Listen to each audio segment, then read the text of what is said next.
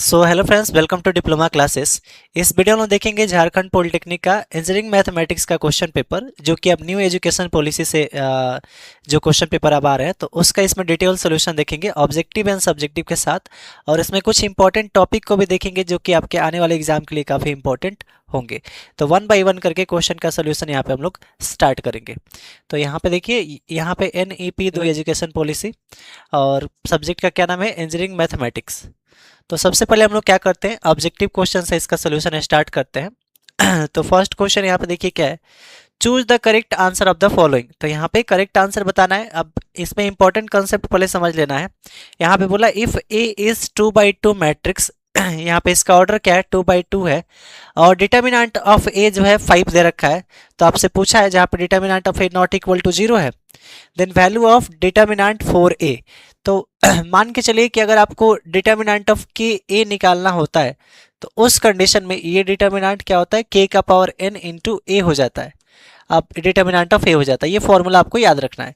अब n आपका क्या है, तो n है उस मैट्रिक का ऑर्डर। अब n इसलिए लिखा गया है ताकि ये ऑर्डर जो होता है ये किसी स्क्वायर मैट्रिक्स का ऑर्डर होता है। तो ये जो 2 या 2 लिखा हुआ है, ये n का वैल्यू यहाँ पे कितना है, 2 है। ये n/n करके लिखा हुआ रहेगा क्योंकि ये स्क्वायर मैट्रिक्स है, तो उसमें जितना रो रहेगा उतना ही कॉलम रहेगा। तो यहाँ पे आप n का वैल्यू देख सकते हैं, 2 है। अब हम क्वेश्चन पे आते हैं। तो क्वेश्चन में क्या है, 4a निकालना है। तो 4a, तो पहला वाला जो देखिए यहाँ पे अगर k है तो कांस्टेंट टर्म का पावर n लेते हैं। तो यहाँ पे कांस्टेंट टर्म क्या है, 4, तो 4 का पावर n लेंगे इंटू डिटर्मिनेंट ऑफ a। 4 का पावर n का वैल्यू यहाँ पे देखिए कितना है, तो n का वैल्यू 2 है, तो पावर में कितना रखेंगे, 2, और इनटू डिटर्मिनेंट ऑफ ए दे रखा है आपको कितना, 5, तो यहाँ पे क्या रखेंगे, 5। अब यहाँ पे 4 का स्क्वायर 16 और गुणा में 5, तो 16 पचे कितना हो जाएगा, ये 80। तो इसका आंसर कितना आ जाएगा, 80 आंसर आएगा। तो करेक्ट आंसर इसमें कौन सा हो जाएगा, ऑप्शन नंबर सी, जो यहाँ पे 80 करेक्ट आंसर हो जाएगा। नेक्स्ट क्वेश्चन पे चलते हैं। तो अगला क्वेश्चन यहाँ पे क्या है, नेक्स्ट क्वेश्चन देखिए यहाँ पे, if A and B are invertible square matrix of the same order then A B inverse. तो यहाँ पे ऑर्डर सेम है, स्क्वायर मैट्रिक्स है, तो और दोनों का ऑर्डर यहाँ पे सेम है। ए का मान लीजिए ऑर्डर अगर m/n का है, तो बी का भी ऑर्डर क्या होगा, m/n का होगा। यहाँ पे ये बोल रखा गया है स्क्वायर मैट्रिक्स है, सेम ऑर्डर का है, तो बोला है a डॉट बी का इन्वर्स क्या होगा। तो यहाँ पे सिंपल सा फॉर्मूला याद रखिएगा कि a डॉट बी का अगर इन्वर्स निकालना है तो ये b इन्वर्स a इन्वर्स हो जाता है। और साथ में एक और फॉर्मूला ध्यान रखना है यहाँ पे कि अगर आपके पास अगर ए बी का ट्रांसपोज पूछा जाए, तो यहाँ पे पहले बी का ट्रांसपोज लेते हैं इंटू ए का ट्रांसपोज लेते हैं। तो सेम पैटर्न पे ये भी फॉलो होता है। तो हमसे इन्वर्स वाला पार्ट पूछा है, तो पहले क्या आएगा, बी इन्वर्स ए इन्वर्स। तो ऑप्शन नंबर डी यहाँ पे करेक्ट आंसर हो जाएगा। अगले क्वेश्चन पे आते हैं। तो find the slope of line whose inclination is 60 degree. मतलब यहाँ पे मान के चलिए एक लाइन है जिसका इंक्लिनेशन कितना है आपका, 60 डिग्री है। तो यहाँ से इंक्लिनेशन एंगल कितना है, 60 डिग्री। जब भी हम लोग स्लोप लेते हैं तो उसका एंगल किस एक्सिस से देखते हैं, एक्स एक्सिस के पॉजिटिव पार्ट से। तो अगर हम एंटी क्लॉकवाइज डायरेक्शन में चलते हैं तो यहाँ पे एंगल जो लेते हैं पॉजिटिव लेते हैं, और क्लॉकवाइज में निगेटिव लेते हैं। इसमें उल्टा होता है, इसको ध्यान समझना है। तो थीटा यहाँ पे कितना हो गया, 60 डिग्री। अब अगर आपको स्लोप निकालना है तो स्लोप का फॉर्मूला m इक्वल टू क्या होता है, tan थीटा। तो यहाँ पे हो जाएगा tan, और थीटा का वैल्यू कितना, 60। तो tan 60 का वैल्यू कितना होता है, √3। तो यहाँ पे करेक्ट आंसर क्या हो जाएगा आपका, स्लोप √3 हो जाएगा, जो कि ऑप्शन नंबर यहाँ पे ए में दे रखा है। नेक्स्ट क्वेश्चन पे चलते हैं। तो अगला क्वेश्चन देखिए यहाँ पे क्या दे रखा है, the equation of line max intercept 2 and -3 on the x axis and y axis. तो यहाँ पे देखिए x इंटरसेप्ट आपका कितना है, 2 है, और y इंटरसेप्ट कितना है आपका, -3। यहाँ पे बोला है, यहाँ पे ये जो 2 है वो x इंटरसेप्ट है और -3 जो है y इंटरसेप्ट है। तो उस लाइन का हमको इक्वेशन बताना है। तो यहाँ पे सबसे पहले ग्राफ देख लेंगे कि अच्छा y में -3 है, तो y में -3 नीचे होगा, और x में आपका 2 है। y में मान लीजिए कि -3 कहीं यहाँ पे है और x में 2 कहीं यहाँ पे होगा। तो लाइन जो होगा कुछ इस तरह से पास कर रहा होगा। देखिए ये x एक्सिस हो गया। अब x का इंटरसेप्ट कितना है, 2। इंटरसेप्ट का मतलब x एक्सिस पे कहाँ पे कट रहा है, 2 पॉइंट पे, और y में -3 पे कट रहा है। तो इसका इक्वेशन बताना। तो जस्ट ये इंटरसेप्ट फॉर्म एक इसमें लगेगा। जब आपको x और y इंटरसेप्ट दे रखे होते हैं तो यहाँ पे यूज क्या करते हैं, यहाँ पे यूज करेंगे इंटरसेप्ट फॉर्म। तो यहाँ पे लिखेंगे यूजिंग इंटरसेप्ट फॉर्म। तो इंटरसेप्ट फॉर्म क्या होता है आपका? इंटरसेप्ट फॉर्म होता है x by A plus y by B is equal to 1। अब x बाई ए, तो x के नीचे क्या रखना है? a जो होता है वो x इंटरसेप्ट होता है, तो x इंटरसेप्ट आपका कितना है? 2, तो यहाँ पे 2 रखेंगे, plus y by B, b जो होता है वो y इंटरसेप्ट होता है जो कि यहाँ पे माइनस का 3 है, इक्वल टू कितना है यहाँ पे? 1 है। अब देखिए इस तरह से तो आंसर है नहीं, तो इसको क्या करेंगे? थोड़ा सा सॉल्व करेंगे। तो यहाँ पे एलसीएम ले लेंगे, तो एलसीएम इसका कितना हो जाएगा आपका? 6 हो जाएगा। 2 3 जा 6, मतलब यहाँ पे 3x, और 3 2 जा तो -2 यहाँ पे बचा, तो ये -2y हो जाएगा, और इक्वल टू 1। इक्वल टू कितना है? ये 1 है। अब यहाँ पे देखेंगे आप, तो ये 3x minus 2y is equal to, ये 6 में 1 से गुणा हो जाएगा तो 6 हो जाएगा। तो 3x minus 2y is equal to यहाँ पे 6, ये करेक्ट आंसर हो जाएगा। यहाँ पे देखिए किस ऑप्शन में दे रखा है, तो ऑप्शन नंबर सी में ये करेक्ट आंसर है, 3x minus 2y equal to 6। Next question को देखते हैं। सो अगला क्वेश्चन देखिए, अगले क्वेश्चन में साइन x का वैल्यू दे रखा है और साइन 3x का वैल्यू निकालना है। तो इस वैल्यू को आप आसानी से निकाल सकते हैं, बट आपको सिर्फ फॉर्मूला पता होना चाहिए। तो अगर आपको देखिए यहाँ पे क्या दे रखा है, साइन x का वैल्यू दे रखा है 1/6, और आपको निकालना क्या है? Sign 3x। तो अगर आपको साइन 3x निकालना है, तो साइन 3x का फॉर्मूला क्या होता है? 3 sine x minus 4 sine cube x, ये फॉर्मूला यहाँ पे होता है। तो ये हो जाएगा 3 साइन x का वैल्यू कितना है आपका? 1/6 है, माइनस 4 साइन क्यूब, तो साइन x का वैल्यू 1/6 है, इसका क्यूब। अब यहाँ पे 3 2 जा 6 हो जाएगा, तो यहाँ पे बचेगा 1/2 माइनस 4 इंटू 1 का क्यूब 1 और 6 का क्यूब 200, यहाँ पे 16 हो जाएगा।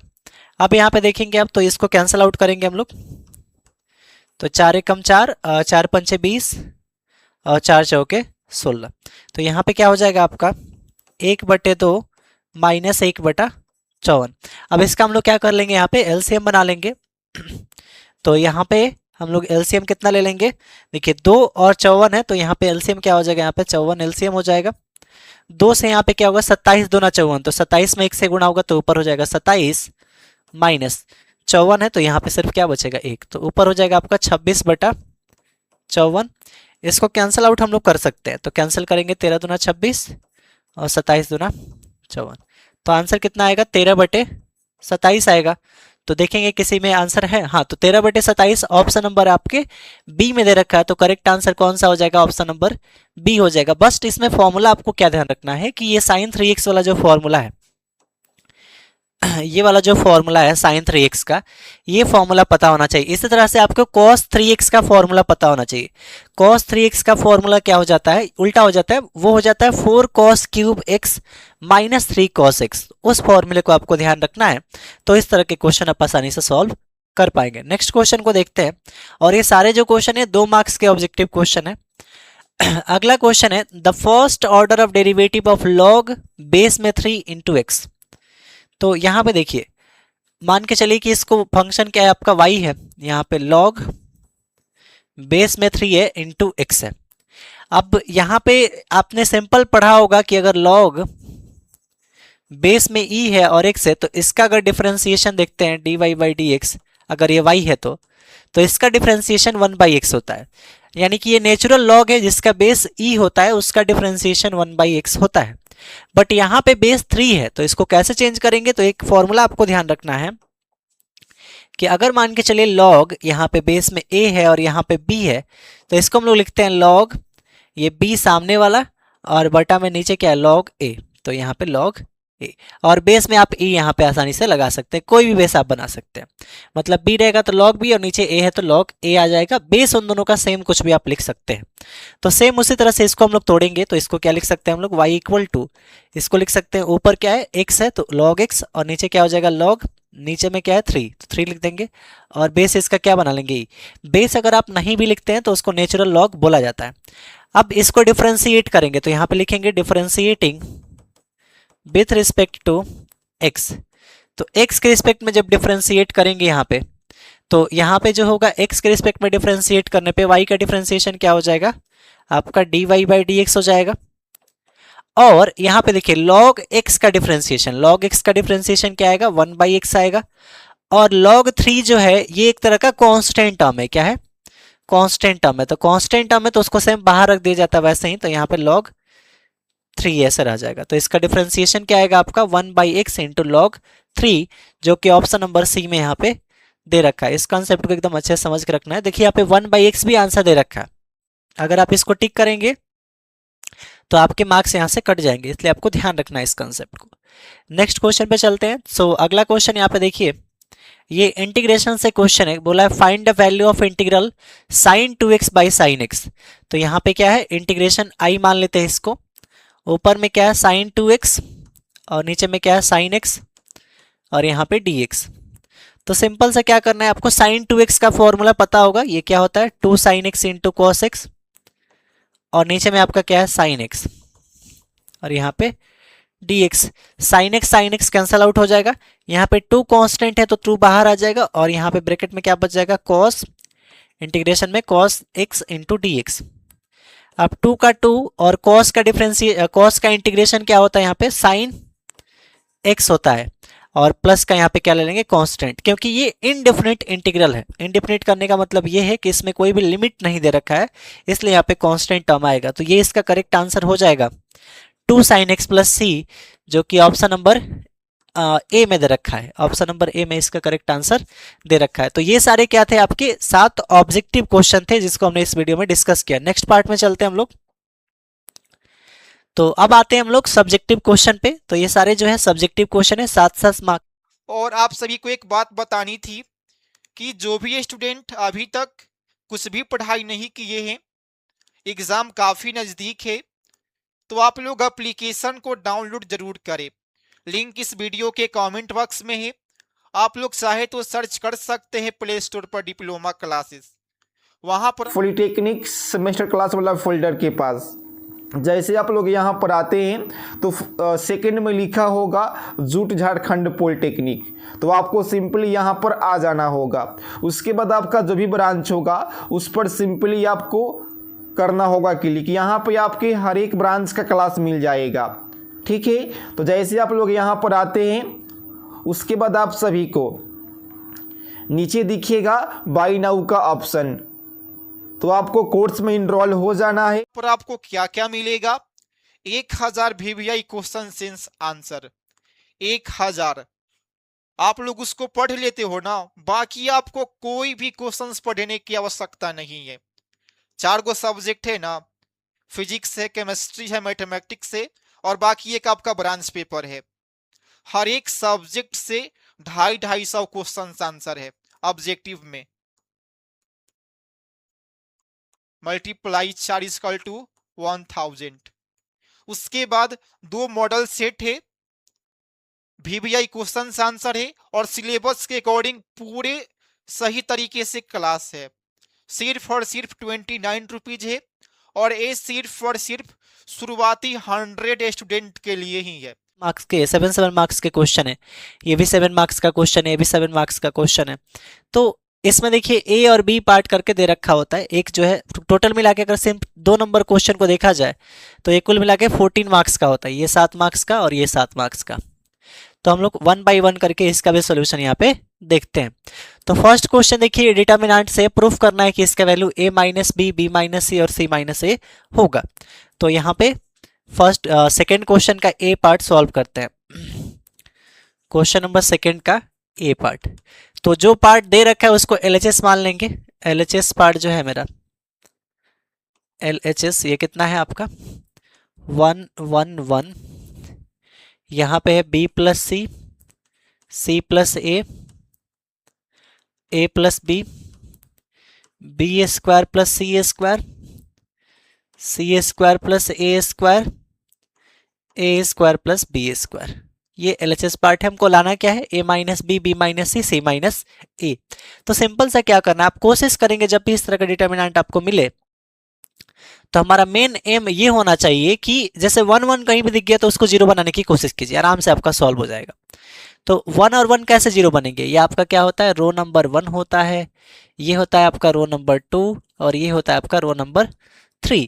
तो अगर आप रो 1 में से रो 2 को घटा देंगे तो ये 0 हो जाएगा, रो 2 में से रो 3 को घटा देंगे तो ये भी 0 हो जाएगा। तो सिंपल सा क्या करना है कि row 1 tends to R1 minus R2 and R2 tends to R2 minus R3 हम लोग आराम से कर सकते हैं। तो जब ऐसा करेंगे तो LHS पार्ट देखिए क्या हो जाएगा। पहले वाले रो में से दूसरे वाले को घटा रहे हैं, 1 में से 1 जाएगा 0,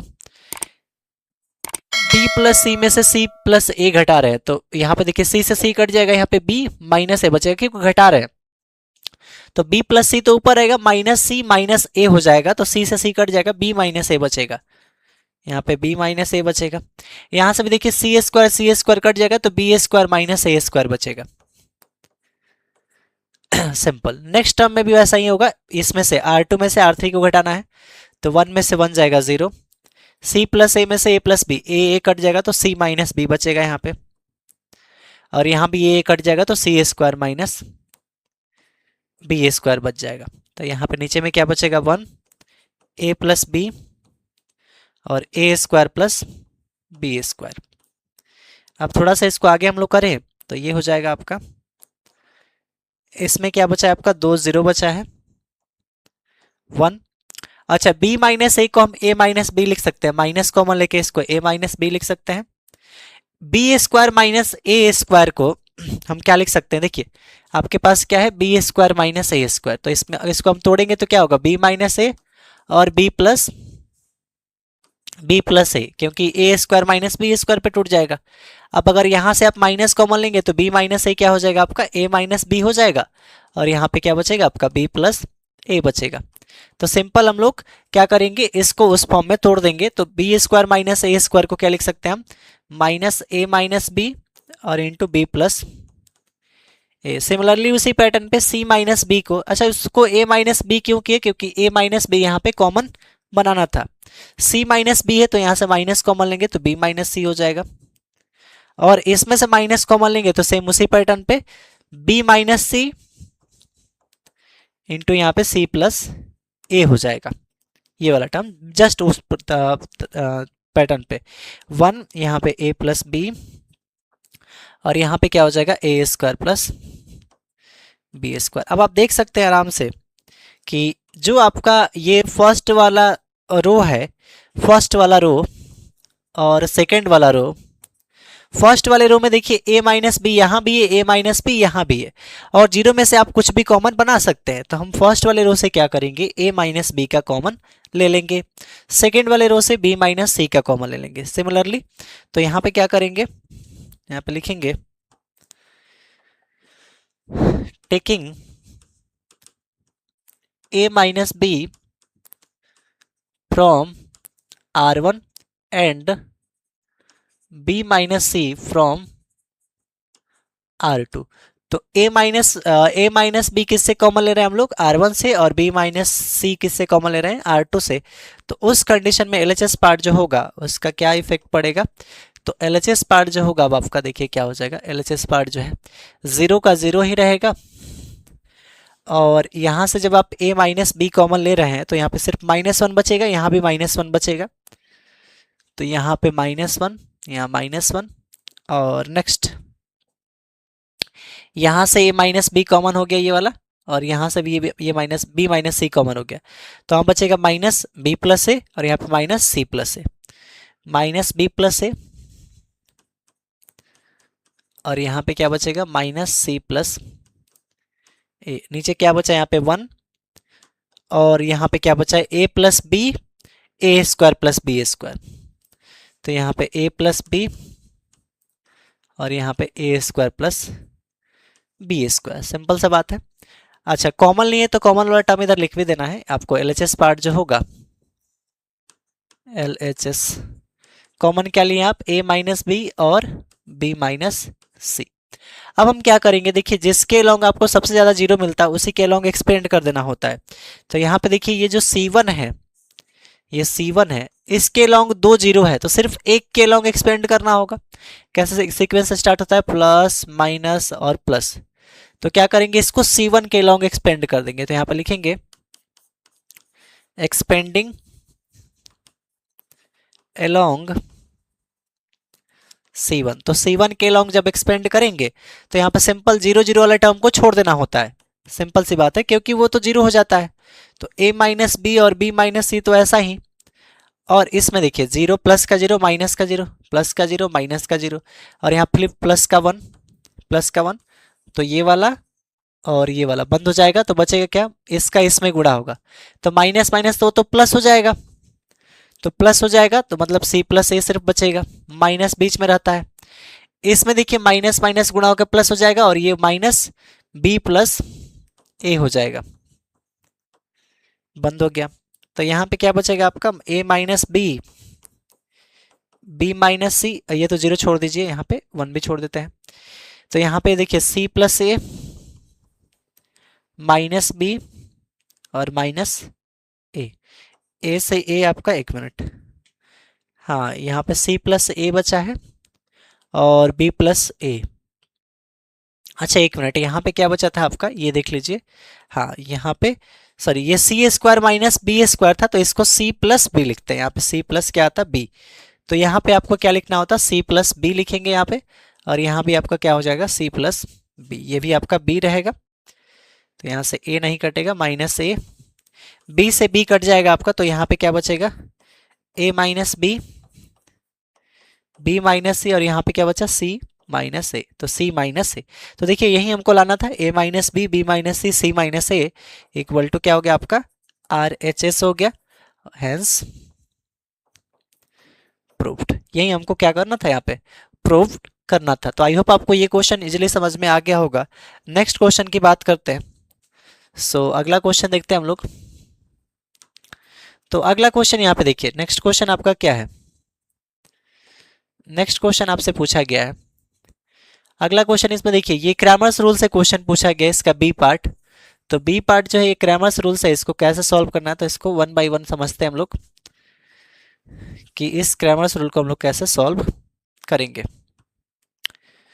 तो इसका बी पार्ट करते हैं। आपको 3 इक्वेशन दे रखे हैं और इसको क्रैमर्स रूल से सॉल्व करना है। तो 3 इक्वेशन है कौन से, तो पहला इक्वेशन है x plus y plus z will be equal to 6। दूसरा है 2x plus 3y minus z is equal to 5। तीसरा है 6x माइनस 2y माइनस का 3z is equal to minus 7। अब इसको क्रैमर्स रूल से सॉल्व करना है। ये आपका इक्वेशन नंबर फर्स्ट हो गया, ये आपका इक्वेशन नंबर सेकंड हो गया, और ये आपका इक्वेशन नंबर थर्ड हो गया। तो कैसे सॉल्व करेंगे, तो फर्स्ट ऑफ ऑल हम लोग डिटर्मिनेंट एक बनाएंगे। तो एक पहले डिटर्मिनेंट बनेगा, तो ये डिटर्मिनेंट क्या बनेगा, एक्स वाई जेड के कोफिशिएंट से बनेगा। तो पहले में देखिए एक्स का कोफिशिएंट कुछ नहीं 1, यहाँ पे वाई का कोफिशिएंट कुछ नहीं 1, जेड का कोफिशिएंट कुछ नहीं 1 मान के चलेंगे। एक्स का कोफिशिएंट यहाँ पे 2, यहाँ पे एक्स का कोफिशिएंट 6, वाई का कोफिशिएंट यहाँ पे 3, यहाँ पे वाई का कोफिशिएंट -2, जेड का कोफिशिएंट यहाँ पे -1 और यहाँ पे जेड का -3।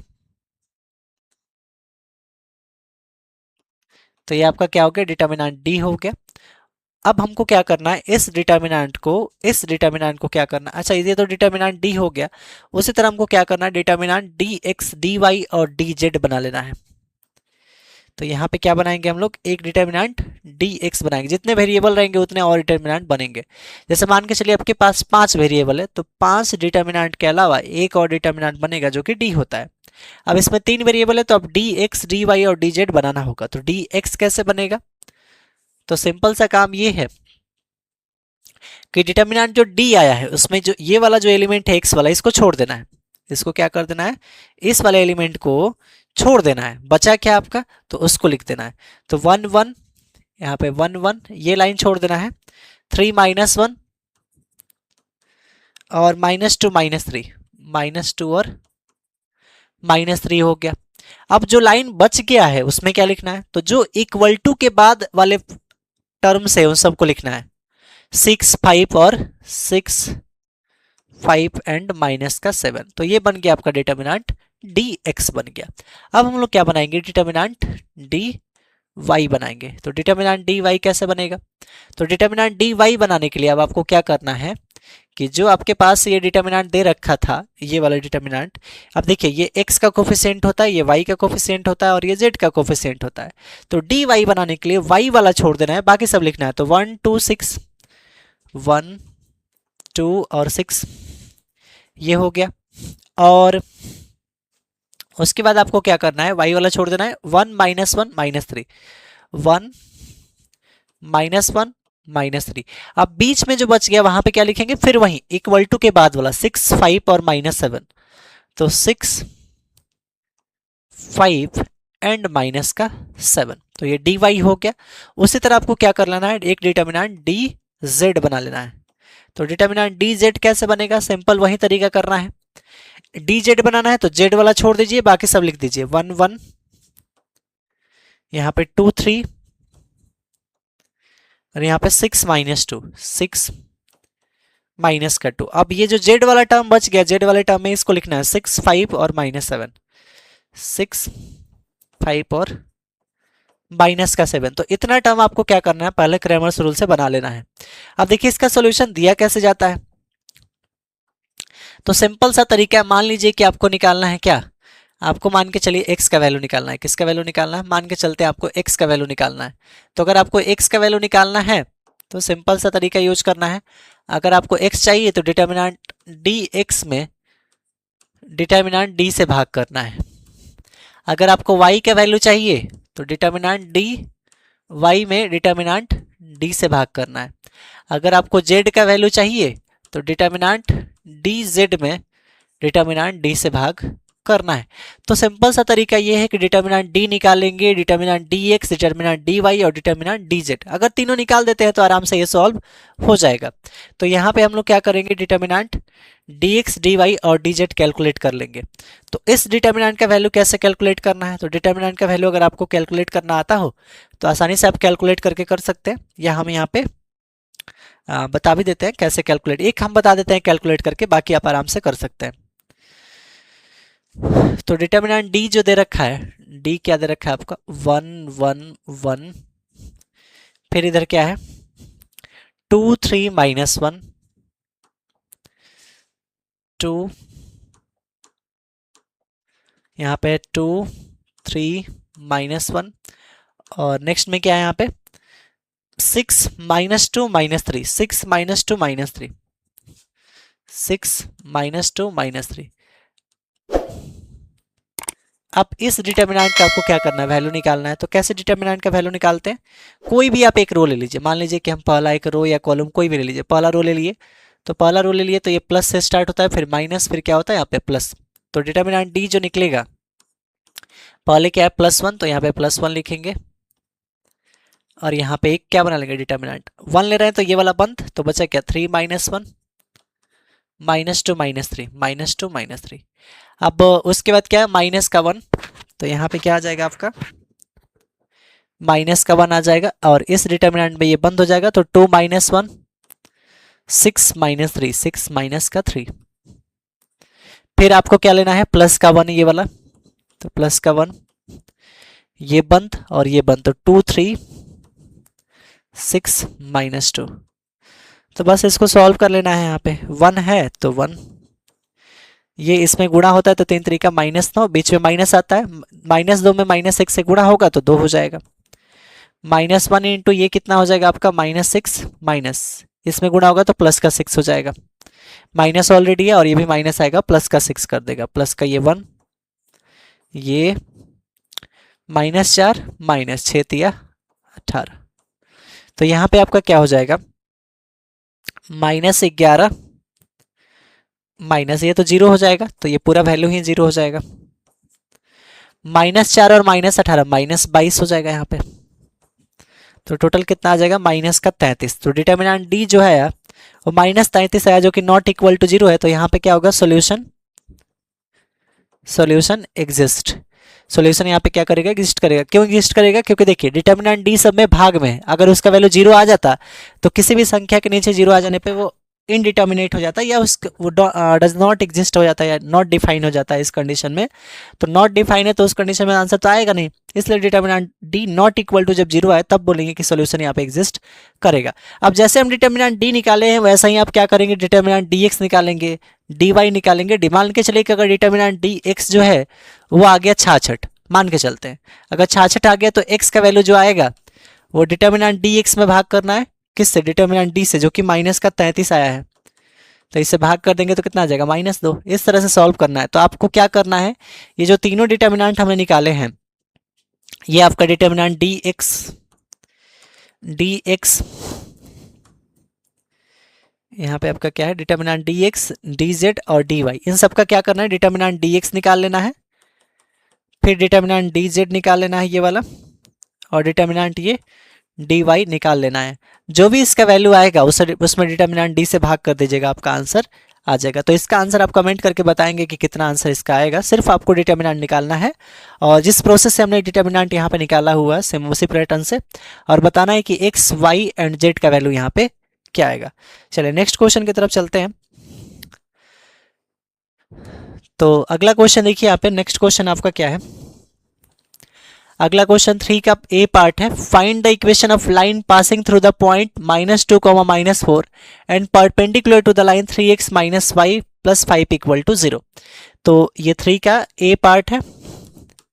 बोला है find the equation of line passing through the point -2, -4। तो किस पॉइंट से पास कर रहा है वो लाइन, -2, -4 से, और वो परपेंडिकुलर है किस लाइन के, तो इस लाइन के परपेंडिकुलर है। तो परपेंडिकुलर टू, ये परपेंडिकुलर है किस लाइन पे, 3x - y + 5 = 0। इससे वो क्या है, परपेंडिकुलर है। तो अब हमको क्या करना है, इस लाइन का इक्वेशन निकालना है। तो एक लाइन का इक्वेशन निकालने के लिए अगर आपके पास एक पॉइंट है तो उसका एक स्लोप मिल जाए तो आसानी से आप उसका इक्वेशन निकाल सकते हैं। तो सिंपल सी बात है, स्लोप निकालेंगे कैसे। मान के चलिए कि इस लाइन का स्लोप अगर m1 है और इस लाइन का स्लोप m2 है, तो जब दो लाइन परपेंडिकुलर होते हैं, देखिए ये लाइन इस पे परपेंडिकुलर है, तो परपेंडिकुलर के केस में m1 × m2 का वैल्यू कितना आता है, -1, जो कि आपने पढ़ा होगा। तो अगर हम स्लोप निकाल लेते हैं किसी एक का तो दूसरा का आसानी से फाइंड आउट कर सकते हैं। तो इस लाइन से हम लोग स्लोप निकाल सकते हैं। लाइन का इक्वेशन क्या है आपके पास, 3x - y + 5 = 0। यहाँ पे a का वैल्यू लिखेंगे तो x के साथ जो जुड़ा होता है वो a का वैल्यू, और b का वैल्यू लिखेंगे, y के साथ -1 है तो -1। अब अगर आपको क्या चाहिए, स्लोप चाहिए, तो स्लोप m1 = क्या होता है, -a/b होता है। तो -a का वैल्यू 3 और b का वैल्यू -1, माइनस कट जाएगा, 3 में 1 से भाग करेंगे कितना आएगा, 3। तो m1 का वैल्यू आपका 3 हो गया। अब आपको पता है कि m1 × m2 जो होता है वो क्या होता है, -1। तो m1 का वैल्यू तो 3 है, इंटू m2 = -1। तो m2 = क्या हो जाएगा यहाँ पे, -1/3। तो m2 का वैल्यू कितना आ गया आपका, -1/3 आ गया। तो इस लाइन का स्लोप जो है, इस लाइन का स्लोप जो है -3 आ गया। अब इस लाइन का स्लोप अगर आपको मिल गया तो यहाँ पे क्या यूज करेंगे, एक स्लोप मिल गया है और एक पॉइंट दिया है। तो पॉइंट स्लोप अगर आपको मिल गया तो यहाँ पे क्या लिखेंगे, यूजिंग, यहाँ पे लिखेंगे using point slope form, point slope form. तो पॉइंट स्लोप फॉर्म क्या होता है आपका, y - y1 = m × x - x1। अब m किसका लेंगे, तो ये लाइन का निकाल रहे हैं तो m2 स्लोप लेंगे, तो यहाँ पे m2 लिखेंगे। अब y - y1, तो ये देखिए ये आपका x1 का वैल्यू होता है और ये आपका y1, तो y1 की जगह पे -4, तो माइनस से माइनस क्या हो जाएगा, प्लस का 4। m2 का वैल्यू कितना आया है, अच्छा सॉरी, m2 का वैल्यू -1/3 है। यहाँ पे m2 का वैल्यू क्या है, -1/3। तो m2 की जगह पे क्या रखेंगे, -1/3 रखेंगे। x - x1 आपका -2 है तो माइनस प्लस का 2, ये 3 इधर आके गुणा हो जाएगा तो 3y + 12 हो जाएगा इधर, = -x में गुणा होगा तो -x, माइनस से 2 में गुणा होगा -2। तो सबको इधर ला लीजिए, ये हो जाएगा x + 3y प्लस का 12 प्लस का 2 = 0। ये सब एक तरफ ला दिए हैं यहाँ पे। तो x + 3y प्लस का कितना हो जाएगा, 14 = 0। तो ये इस क्वेश्चन का करेक्ट आंसर हो जाएगा। ये इस लाइन का क्या हो जाएगा, इस लाइन का इक्वेशन यहाँ पे हो जाएगा। तो आई होप आपको ये क्वेश्चन क्लियरली समझ में आ गया होगा। अब इसका हम लोग देखते हैं बी पार्ट। तो बी पार्ट में क्वेश्चन क्या पूछा है, रिड्यूस द इक्वेशन, ये इस इक्वेशन को रिड्यूस करना है, reduce the equation two intercept form and find intercept of the axis. तो इसको क्या करना है, इंटरसेप्ट फॉर्म में रिड्यूस करना है और जो उसमें इंटरसेप्ट आएंगे एक्सिस के उसको फाइंड आउट करना है। तो बहुत आसान है, कैसे करना है इसको समझते हैं। तो यहाँ पे क्या है, √3, देखिए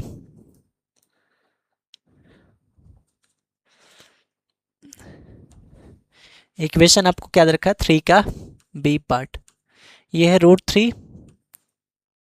three x plus y plus का यहाँ पे क्या है root 3 x plus y plus 2 equal to 0, +2 is equal to 0। आपको सिंपल सा क्या करना है कि इसको ऐसे लिखना है, हमको किस फॉर्म में बनाना है, रिड्यूसिंग, यहाँ पे रिड्यूसिंग इंटरसेप्ट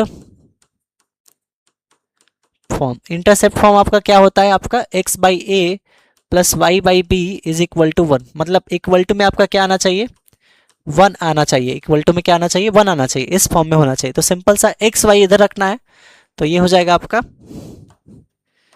ये हो जाएगा रूट 3 एक्स प्लस वाई, 2 उधर जाएगा प्लस का 2 तो माइनस का 2। अब देखिए इक्वल टू में 1 चाहिए, तो इक्वल टू में 1 आपको कैसे मिलेगा, -2 इधर है तो -2 से सब में डिवाइड करना होगा।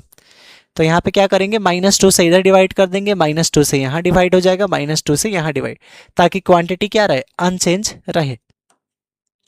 अब देखिए ये क्या हो जाएगा, रूट 3 बाई -2 इंटू में यहाँ पे x प्लस यहाँ पे क्या बचेगा, -1/2 इंटू में y, ये कट जाएगा तो यहाँ पे क्या बचेगा आपका 1 बचेगा। अब सिंपल सी बात है कि देखिए ये जो फॉर्मेट है ये वाला टर्म, इसके x के नीचे में ये सब चीजें रहना चाहिए, x के नीचे में a रहना चाहिए। तो x के नीचे में कैसे बनाएंगे, तो जस्ट इसको क्या करना है, उल्टा करके लिखना है। तो x बाई, अगर इस टर्म को लिखना है तो इसको लिखेंगे उल्टा कर देना है, मतलब -2 और ऊपर में रूट 3 है तो नीचे में रूट 3 आ जाएगा, तो -2 बाई रूट 3 प्लस y, ये उल्टा हो जाएगा 2 और ऊपर में -1 है तो नीचे में -1 आ जाएगा, इक्वल टू क्या हो जाएगा ये 1। अब देखिए उस फॉर्मेट में ये आ गया है, ये किस फॉर्मेट में आ गया है, इस फॉर्मेट में आ गया है इंटरसेप्ट फॉर्म में। तो अगर हम देखें तो x इंटरसेप्ट जो आपका होगा, x इंटरसेप्ट तो x इंटरसेप्ट x का नीचे वाला वैल्यू तो उसको a बोलते हैं। तो यहाँ पे x इंटरसेप्ट देखिए क्या है, नीचे वाला क्या है, -2 बाई रूट 3, तो -2 बाई रूट 3। और अगर हम y इंटरसेप्ट देखें, y इंटरसेप्ट, तो y इंटरसेप्ट क्या होता है, y के नीचे वाला वैल्यू, तो y के नीचे वाला 2 बाई -1, तो 2 बाई -1, इसका मतलब ये -2। तो आपका x इंटरसेप्ट भी मिल गया और y इंटरसेप्ट भी, यही इस क्वेश्चन में आपसे पूछा गया। तो आई होप आपको ये क्वेश्चन भी क्लियरली समझ में आ गया होगा। नेक्स्ट क्वेश्चन पे चलते हैं। तो अगला क्वेश्चन जो है यहाँ पे देखिए, इस क्वेश्चन को समझते हैं। अगला क्वेश्चन में 4 का ए पार्ट करते हैं हम लोग। तो 4 का ए पार्ट आपसे क्या पूछा है, 4 का ए पार्ट है find the value of trigonometric function of 120 degree. तो ऑल ट्रिग्नोमेट्रिक फंक्शन का वैल्यू निकालना है 120 डिग्री पे, मतलब कि आपको थीटा का वैल्यू 120 डिग्री है तो उस पे सारे वैल्यू को आपको फाइंड करना है। मतलब साइन 120 डिग्री कितना होगा, कॉस 120 डिग्री कितना होगा, tan 120 डिग्री कितना होगा,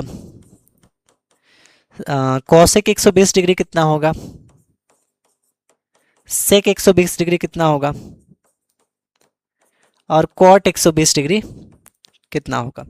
तो सिंपल सा ध्यान रखना है कि अगर आप 3 का निकाल लेते हैं तो साइन का जस्ट रिवर्स क्या होता है, कॉसेक।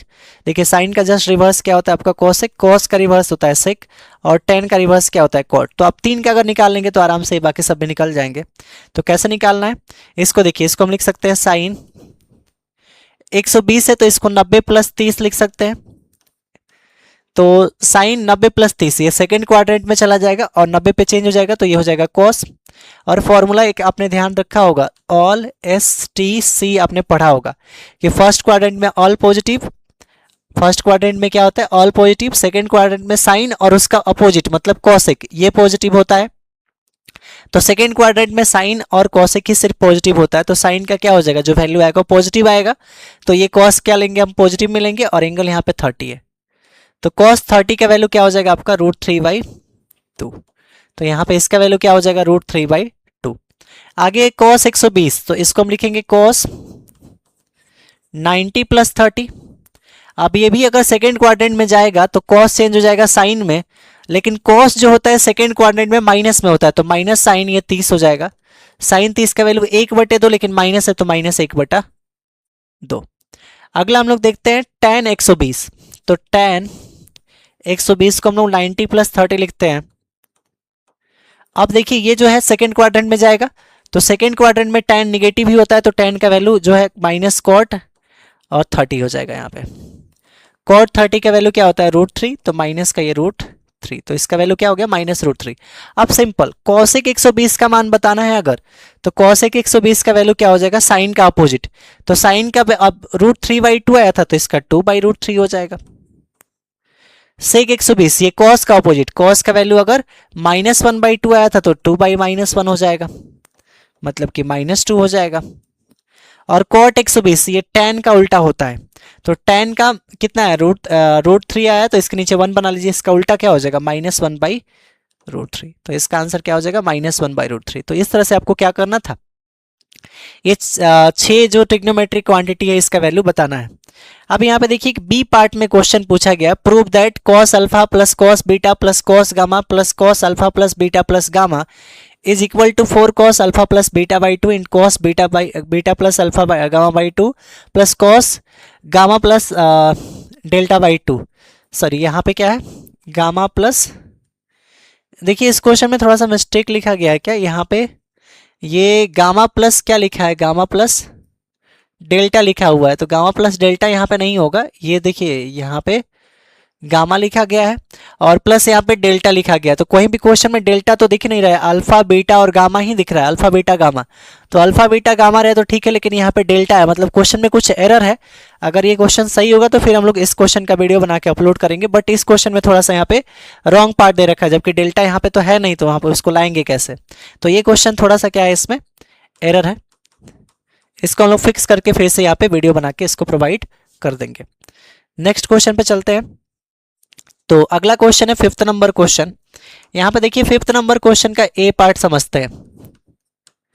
तो इसमें क्या बोला है, find the second order of derivative e power x cos 3x x का पावर 4।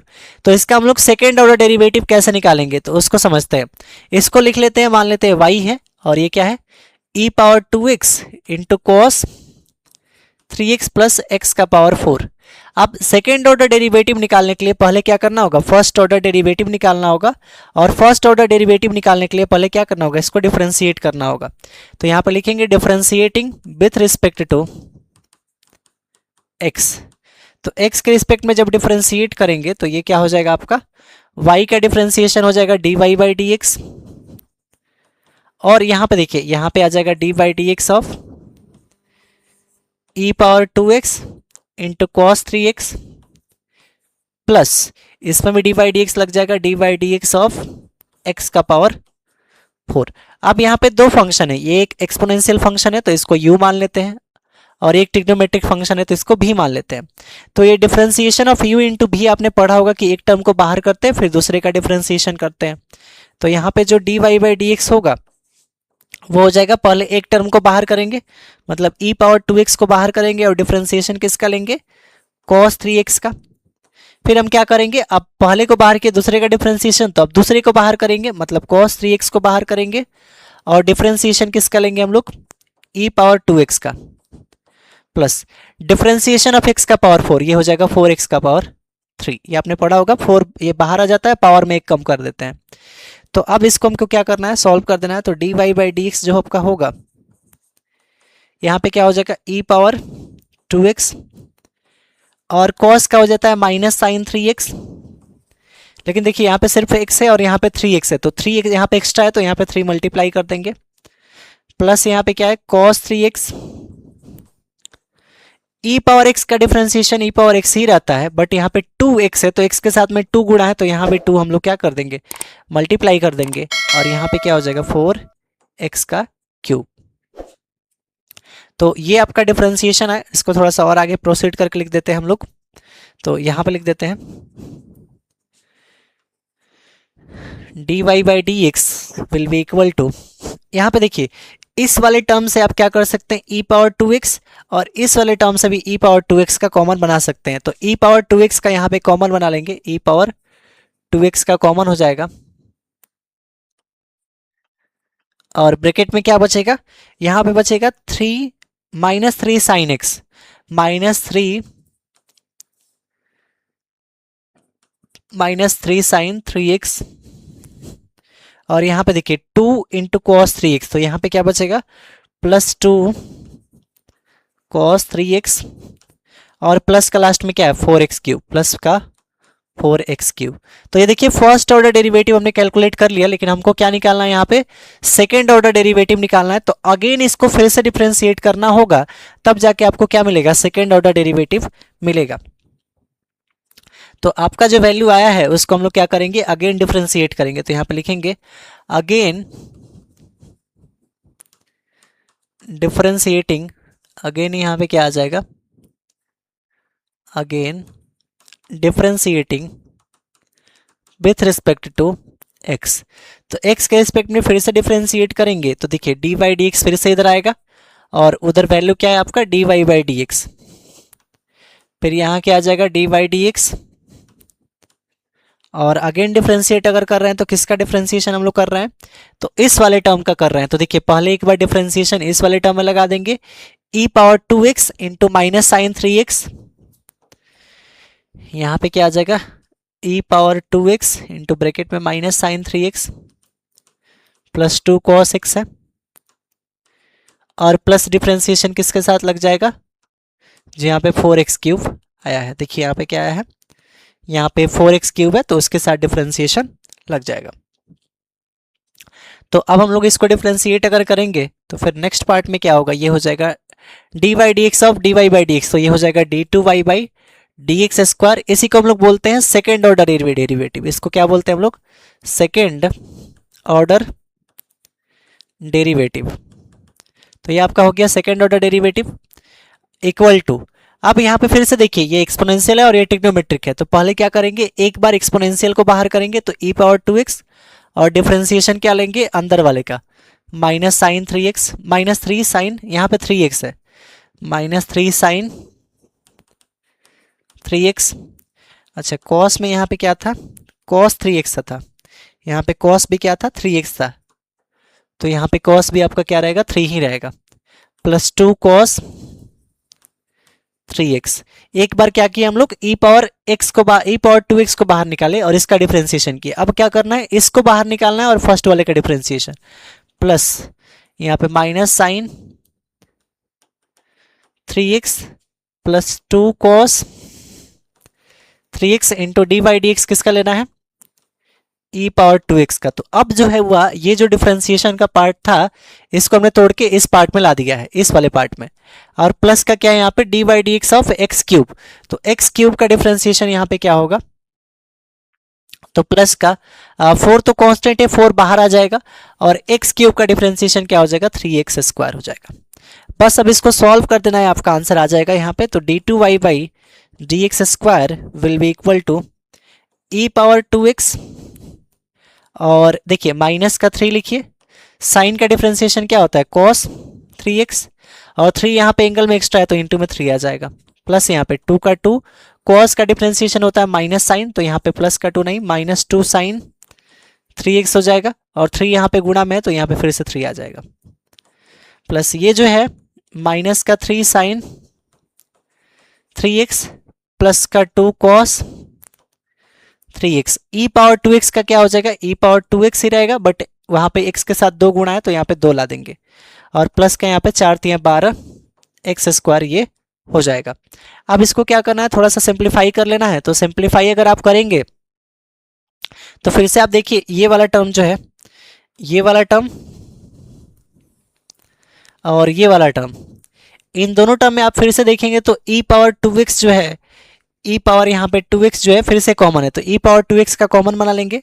तो d2y by d x square जो होगा यहाँ पे e पावर 2x कॉमन बन जाएगा, तो ये हो जाएगा आपका 3 3 का 9, तो माइनस 9 cos 3x माइनस ये 2 और 3 माइनस 6 साइन 3x, यहाँ पे क्या है माइनस 3 साइन 3x, और प्लस का यहाँ पे 2 cos 3x, और यहाँ पे क्या है प्लस का 12 x स्क्वायर। अब यहाँ पे देखिए ये हो जाएगा आपका e power 2x minus 9 cos 3x और प्लस का 2 cos 3x। तो अच्छा यहाँ पे एक और चीज़ है, माइनस 9 cos 3x और प्लस का 2, तो ये हो जाएगा माइनस 7 cos 3x, माइनस का 6 और माइनस का 3 माइनस 9 साइन 3x प्लस का यहाँ पे क्या हो जाएगा 12x²। तो ये इस क्वेश्चन का क्या हो जाएगा, करेक्ट आंसर हो जाएगा, ये सेकंड ऑर्डर डेरिवेटिव आपका। तो इस तरह से आपका क्या हुआ, ये क्वेश्चन नंबर जो क्वेश्चन नंबर 5 था उसका ए पार्ट सॉल्व हो गया। इस तरह से इसमें क्या करना था, सेकंड ऑर्डर डेरिवेटिव बताना था। सेकंड ऑर्डर डेरिवेटिव जस्ट मतलब क्या है, उसका डिफरेंशिएट करिए, फिर से उसका डिफरेंशिएशन करिए, वो आपका सेकंड ऑर्डर डेरिवेटिव हो जाता है। अगर इस सेकंड ऑर्डर डेरिवेटिव का फिर से डिफरेंशिएशन कर दे तो वो हो जाता है आपका थर्ड ऑर्डर डेरिवेटिव। चलिए अब हम लोग इसका नेक्स्ट क्वेश्चन देखते हैं। तो अगला क्वेश्चन देखिए, इसमें बी नंबर क्वेश्चन है। तो बी नंबर क्वेश्चन में क्या है, ऑब्टेन द लोकल मैक्सिमा और local minima of f x equal to इतना, also find the local maximum and local minimum of the f x. तो सिंपल ये मैक्सिमा मिनिमा से क्वेश्चन है। आपका जो फंक्शन दे रखा है उस फंक्शन को अगर मैक्सिमा मिनिमा निकालना होता है तो आपको क्या करना होता है, उसको डिफरेंशिएट करना होता है और उस कंडीशन में उसका वैल्यू फाइंड आउट करना होता है। तो कैसे करना है इसको हम लोग समझते हैं वन बाई वन करके। तो यहाँ पे आपको क्या दे रखा है, y is equal to, y का वैल्यू क्या दे रखा है, x cube minus 6x² x cube minus 6x², फिर क्या है आपका plus 9x plus 15 plus 9x plus 15। तो अगर आपको इसका मैक्सिमा या मिनिमा वैल्यू निकालना है तो पहले आपको क्या करना है, इसका फर्स्ट ऑर्डर डेरिवेटिव करना है। तो इसको क्या करेंगे, differentiating with respect to x करेंगे। तो y का डिफरेंशिएशन क्या हो जाएगा आपका, dy बाई dx हो जाएगा। एक्स क्यू का डिफरेंशिएशन 2x² माइनस 6x का डिफरेंशिएशन आपका 12x, 9x का डिफरेंशिएशन 9 और 15 का डिफरेंशिएशन कांस्टेंट है तो 0। तो यहाँ से dy बाई dx आपका क्या निकल के आएगा, 2x, सॉरी यहाँ पे 3 है, 3 आ जाएगा यहाँ पे, ये हो जाएगा 3x² माइनस का 12x प्लस का 9, ये आपका क्या हो गया, dy बाई dx हो गया। अब यहाँ पे जब भी आपको लोकल मैक्सिमा या मिनिमा निकालना होता है तो एक कंसेप्ट याद रखिए, अगर dy बाई dx का वैल्यू क्या है, 0 है, और वहां पे आपने d2y बाई dx² का वैल्यू निकाला और ये क्या आया, लेस देन 0 आया, तो इस कंडीशन में आपको क्या मिलेगा, मैक्सिमम वैल्यू मिलेगा। और दूसरा कंडीशन, अगर dy बाई dx का वैल्यू 0 ही है लेकिन उस कंडीशन में आपने d2y बाई dx² का वैल्यू निकाला और ये ग्रेटर देन 0 आया, तो इस कंडीशन में आपको क्या मिलेगा, मिनिमम वैल्यू मिलेगा। तो इन दोनों का कंडीशन अगर सेटिस्फाई होता है तो आपको मिनिमम और मैक्सिमम वैल्यू आसानी से पता चल जाएगा। तो यहाँ पे आपको क्या करना है, इसको 0 से इक्वेट कर देना है। तो यहाँ पे क्या कर देंगे, 4 maxima and minima dy by dx is equal to 0। तो इसको 0 से इक्वेट कर देना है। अब इसका वैल्यू है कितना, तो 3x² प्लस 12x प्लस 9 बराबर 0। यहां से देखिए 3 का कॉमन हो सकता है, x² प्लस 4x प्लस यहाँ पे तो क्या हो जाएगा, 3 इज इक्वल टू 0। ये 3 उधर डिवाइड में चला जाएगा तो ये क्या हो जाएगा आपका, x² प्लस 4x प्लस का 3 इज इक्वल टू 0 में 3 से डिवाइड होगा, यहाँ पे क्या आ जाएगा, 0 आ जाएगा। अब सिंपल साइज को क्या करना है, फैक्टराइज करना है। तो ये हो जाएगा x² plus 3x plus x plus यहाँ पे 3 इक्वल टू 0। यहाँ से x का कॉमन लेंगे तो क्या बचेगा, x प्लस 3 बचेगा, और यहाँ से प्लस 1 का कॉमन लेंगे तो यहाँ भी x प्लस 3 बचेगा इक्वल टू 0। अब यहाँ से हम क्या करेंगे, x प्लस 3 बाहर ले लेंगे और दूसरे ब्रैकेट में क्या बचेगा, x plus 1 is equal to 0। तो यहाँ से आपका x का वैल्यू निकल के आएगा, ये -3 निकल के आएगा यहाँ से, और यहाँ से x का वैल्यू क्या निकल के आएगा, -1। तो एक वैल्यू -3 निकल के आया और दूसरा -1 निकल के आया। अब डिसाइड नहीं कर सकते कि किस पे आपको मैक्सिमम मिलेगा और किस पे मिनिमम मिलेगा, तो उस लिए ये डिफरेंशिएशन जो आया है आपको, इसको अगेन डिफरेंशिएट करेंगे। तो फिर से इसको क्या करेंगे, डिफरेंशिएट करेंगे। तो यहाँ पे लिखेंगे, यहाँ पे फिर से जब डिफरेंशिएट करेंगे तो यहाँ पे लिखेंगे अगेन डिफरेंशिएटिंग। तो dy बाई dx कितना आया था आपका,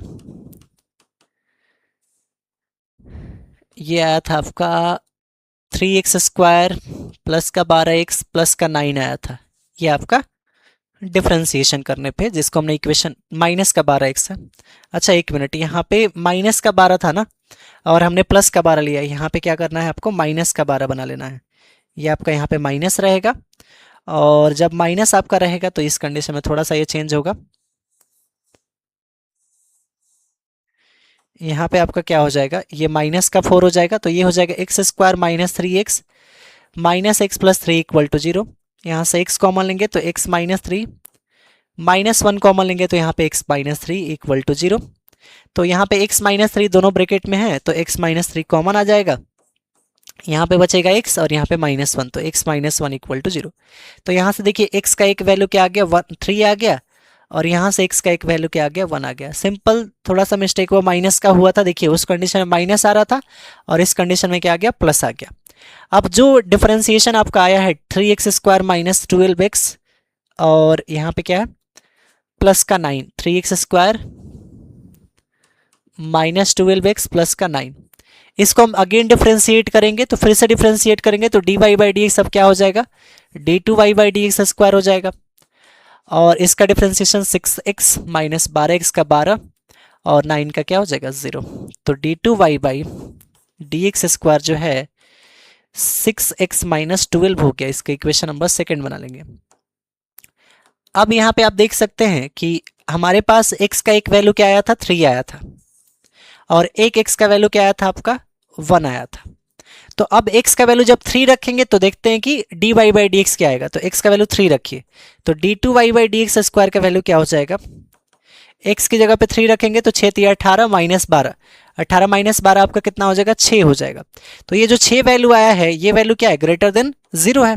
तो जब ये वैल्यू ग्रेटर देन 0 है तो इस कंडीशन में आपको मिनिमम वैल्यू मिलेगा। इसको ध्यान रखना है कि जब भी डिफरेंट सेकेंड ऑर्डर डेरिवेटिव का वैल्यू ग्रेटर देन 0 आएगा तो उस कंडीशन में आपको मिनिमम मिलेगा, यानी x की जगह पे 3 रखने से आपको मिनिमम मिलेगा।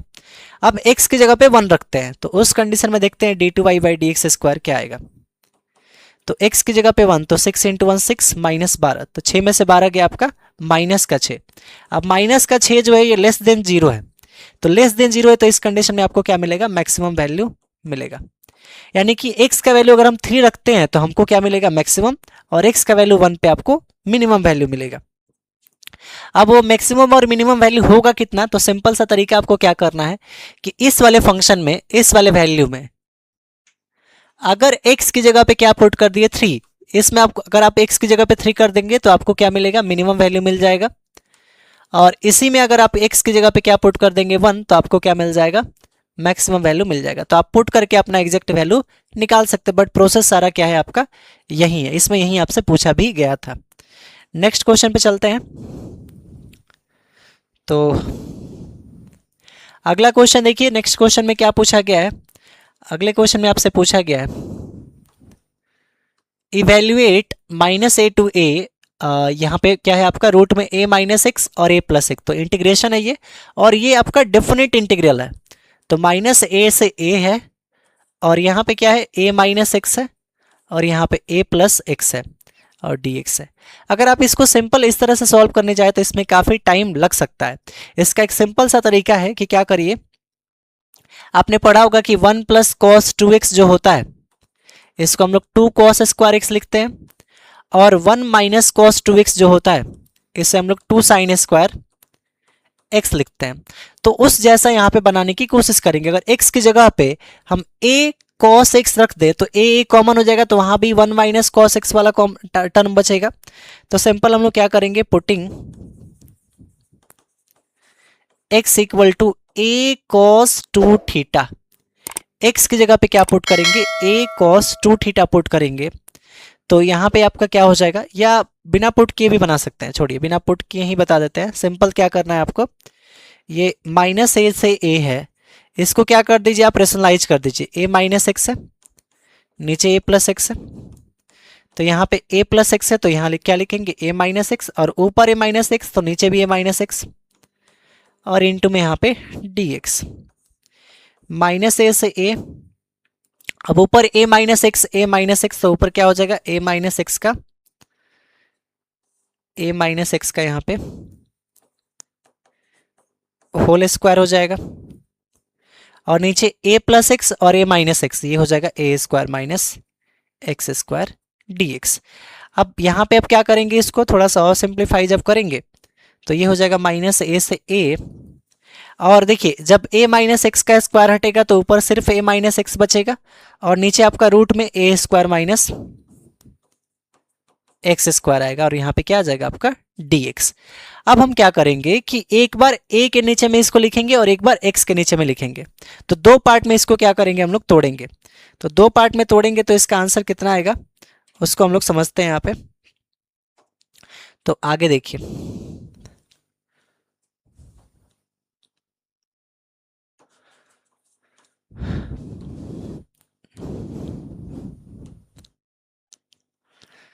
तो अब जो इंटीग्रेशन पार्ट आपका है, इंटीग्रेशन को हम आई मान लेते हैं, वो कहाँ से कहाँ तक था, माइनस ए से ए था, और ऊपर में a माइनस एक्स आया था, नीचे में क्या था आपका ए स्क्वायर माइनस एक्स स्क्वायर था, और यहाँ पे था dx। इसको हम तोड़ेंगे तो क्या हो जाएगा, ये माइनस ए से a हो जाएगा, इसको a बाई रूट अंदर a square minus x square लिखेंगे dx, प्लस एक और इंटीग्रेशन बना लेंगे माइनस ए से a, और इस कंडीशन में यहाँ पे देखिए माइनस एक्स है ऊपर, तो इस प्लस को नहीं लिखेंगे, यहाँ पे क्या लिखेंगे आपका माइनस रहेगा, ऊपर x, नीचे क्या हो जाएगा रूट अंदर। अच्छा इसको ऐसा ही लिख लेते हैं, रुकिए,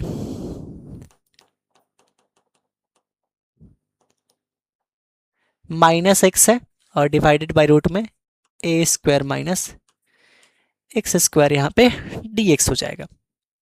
अब सिंपल सा इस टर्म को देखिए तो a जो है कांस्टेंट है, बाहर ले लेंगे, तो a बाहर हो गया, यहाँ पे क्या बचेगा माइनस ए से a, 1 बाई रूट अंदर a square minus x square dx, और प्लस का अब एकदम सिंपल से ध्यान रखना है कि देखिए ए स्क्वायर माइनस एक्स स्क्वायर नीचे है, तो ये जो इस वाले टर्म को हम लोग टी मानते हैं, जैसे a x square minus x square equal to t मान लिए, तो ए तो कांस्टेंट है, इसका डिफरेंशिएशन 0, माइनस एक्स स्क्वायर का 2x dx इक्वल टू इधर क्या होगा dt, मतलब minus 2x dx equal to इधर क्या आएगा dt।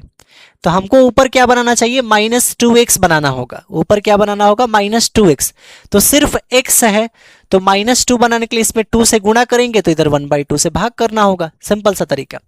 तो जब यहाँ पे क्या है 1/2 से भाग हो गया, और minus 2x into D x का वैल्यू किसके बराबर हो गया, minus 2x into D x का वैल्यू dt के बराबर हो गया, तो ऊपर हो जाएगा dt, और नीचे क्या हो जाएगा रूट में ए स्क्वायर माइनस एक्स स्क्वायर को हमने क्या माना है t, तो यहाँ पे t आ जाएगा।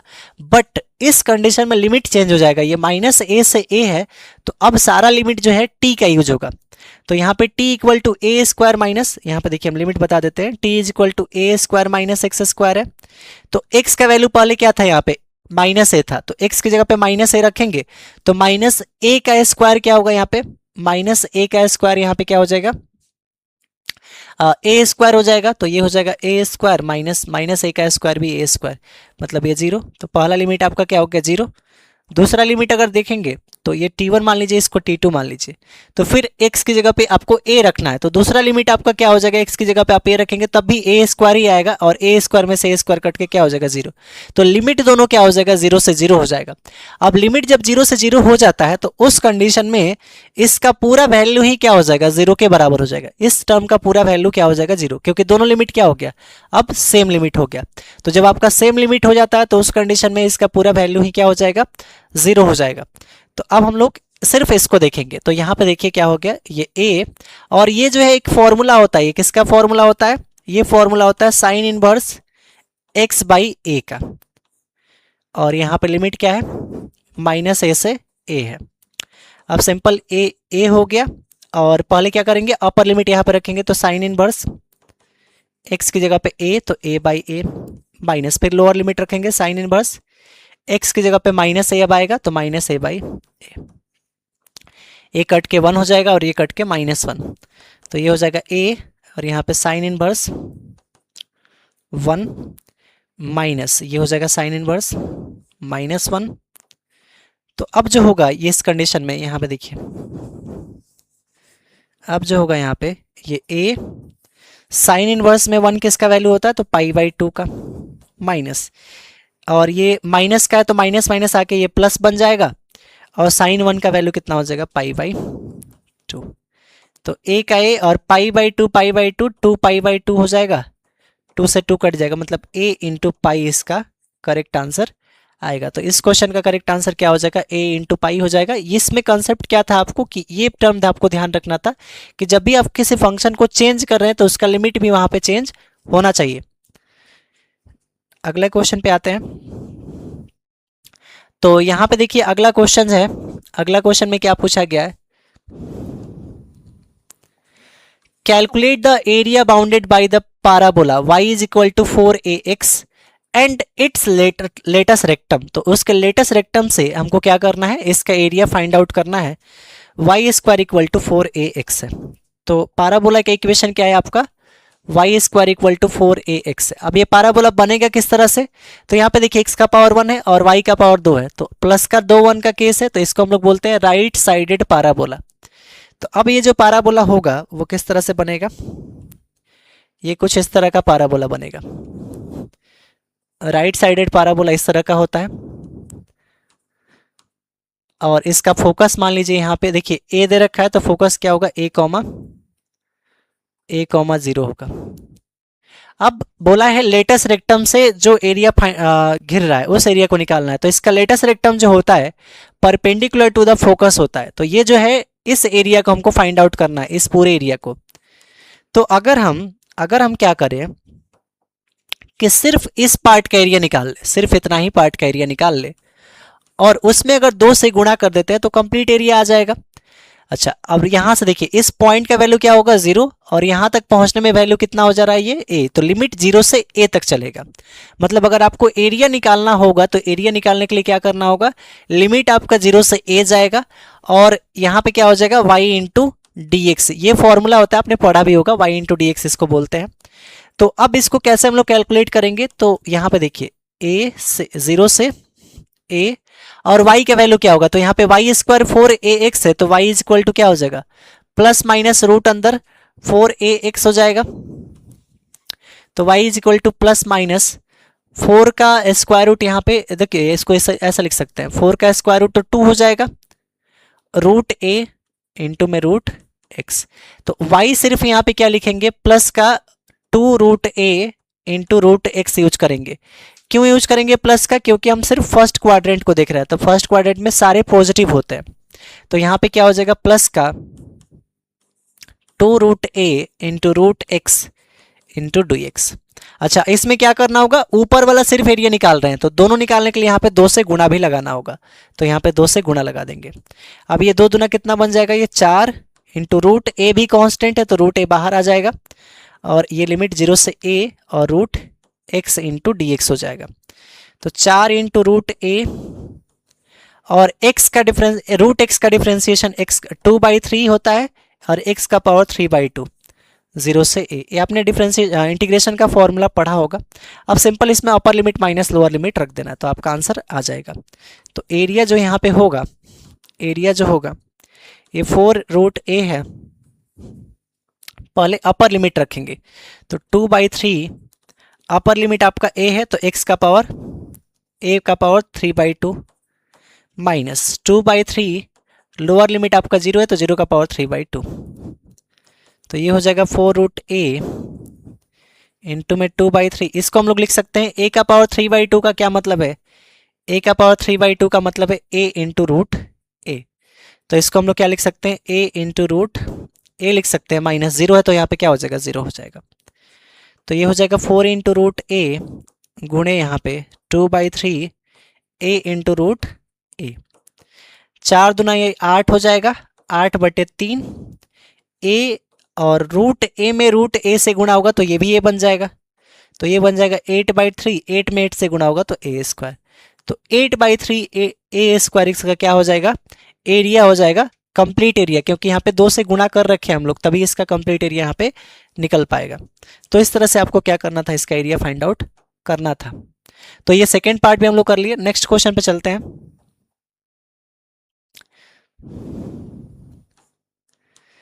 तो अगला क्वेश्चन है, ये देखिए लास्ट क्वेश्चन इसमें है, ये शॉर्ट नोट्स क्वेश्चन पूछा हुआ है, right short notes of the any 4। तो यहाँ पे क्या है, inverse of matrix, collinear points, ASTC rule, और यहाँ पे क्या है, स्टेशनरी पॉइंट और इंटीग्रेशन बाय पार्ट। तो ये सारा जो आपका इसका नोट्स है ये आपको एप्लीकेशन में मिल जाएगा, आप वहाँ से देख सकते हैं, या इस पर हम लोग एक डिटेल वीडियो और बना देंगे पार्ट बाय पार्ट करके, तो आप वहाँ से भी इसको समझ सकते हैं। तो आई होप आपको ये वीडियो पसंद आया होगा। So thanks for watching my video and keep supporting and subscribe my YouTube channel.